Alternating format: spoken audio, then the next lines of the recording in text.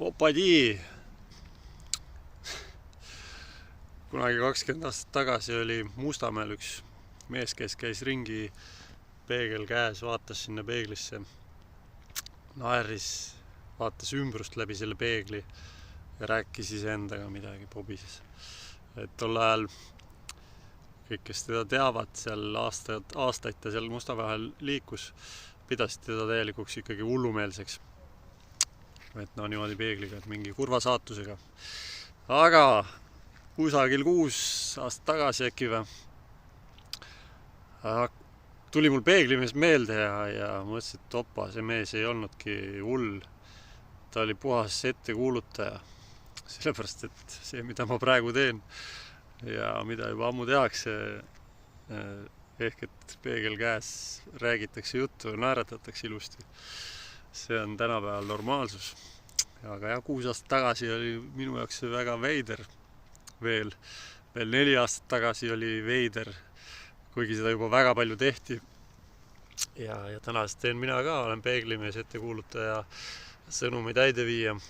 Väga ebamugav, siiamaani on ebamugav. Alguses oli väga ebamugav, nüüd on juba paar aastat olen niipidi ka kaamerat käes hoidnud. Et peategelane jääb hoopis teiselt poole kaamerat ehk loodus, mida me siis vahendame või iganes bushcrafti teeme ja hoopis näitame ennast.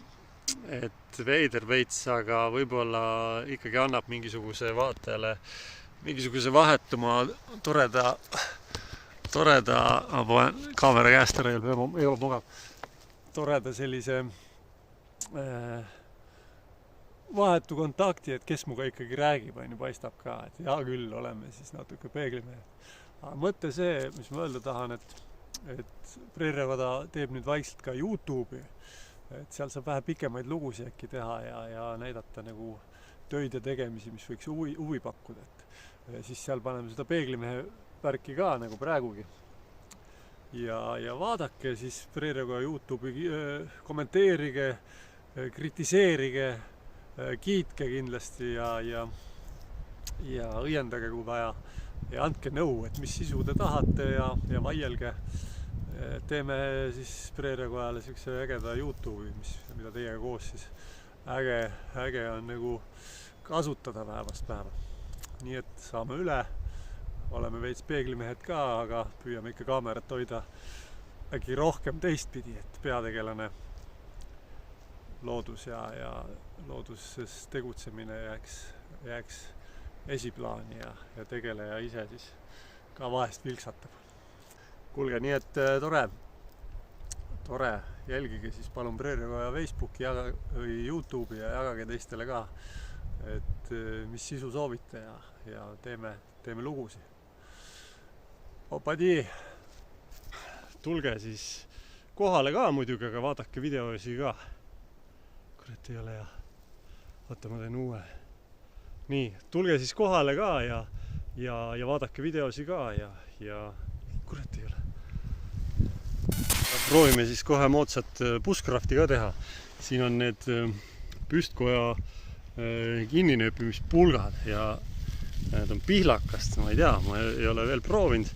Ma koorisin need pihlakad ära, sain siukse noaga kraapides siukse tuusti koort, aluskoort ja pealiskoort ja see on nüüd päikse käes üks tunnikene kuivanud ainult ja ma tahan teada, kas mul on piisavalt hea materjal juba olemas, mis sädemest mulle tekitab võimaluse luua tuli. Et pihlaka koorimine tund aega tagasi päikse käes, kuna ta on nii õhuke, väga kiirelt kuivanud, proovime, kas läheb tulepulgaga laksust käima või ei lähe, vaatame üle. Et see asi meil tööle ka läheks, ma arvan, et ma peaks seda kuidagi tegema hästi peene kiuliseks. Tolmu lendab, aga ega ta väga ei lenda siit või ei lähe kiuliseks. Okei, ma teen siia siukse pesa ja kütame siia peale sädet, vaatame, kas läheb.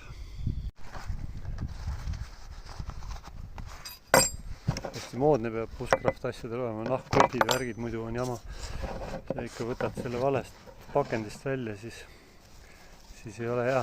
Ma panin ta siia lõhestatud pulga otsa, esiteks on tuuline, et tuul viib muidu minema selle õhulise puntra. Ja teiseks on hea sealt ta tõsta lõkkesse, väike Bushcraft tipp jälle teile. No vaatame, mis teeb.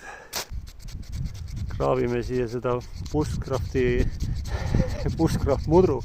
Nimetan seda Bushcraft mudruks, ega see on siis selle tulepulga küljes saab kraapida siukest süttivat sodi.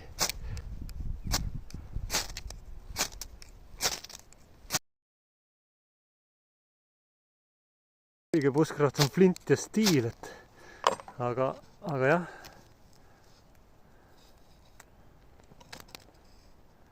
Läks küll. Hädaga läks.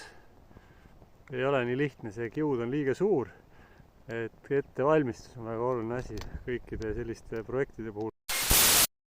On nagu pehmed ja karvased.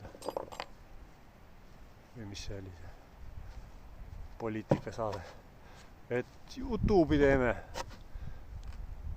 Vaadake, andke kommentaare, andke ideid, küsige, vaielge, õiendage, kiitke, et kutsuge sõpru ka Preerikoja YouTube'i vaatama, et mis toimetusi siin Preerikojas kõike teha saab ja kui ägedat värgindust siin ümberringi on ja teha saab ja mida kõik inimene on kunagi osanud.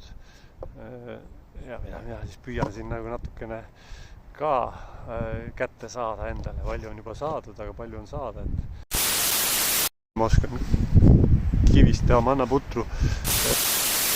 Katsume seda Bushcrafti asja ka siin Preerikoja lehel võib-olla pisukese huumoriga võtta. Need jörmid mehed on, ma arvan, kaamera ees kõvemad mehed kui kaamera taga päriselt. Aga on tublisi mehi kindlasti, kes teevad vägevaid asju ja respekt neile. Aga ega ma kehvem ei ole. See you!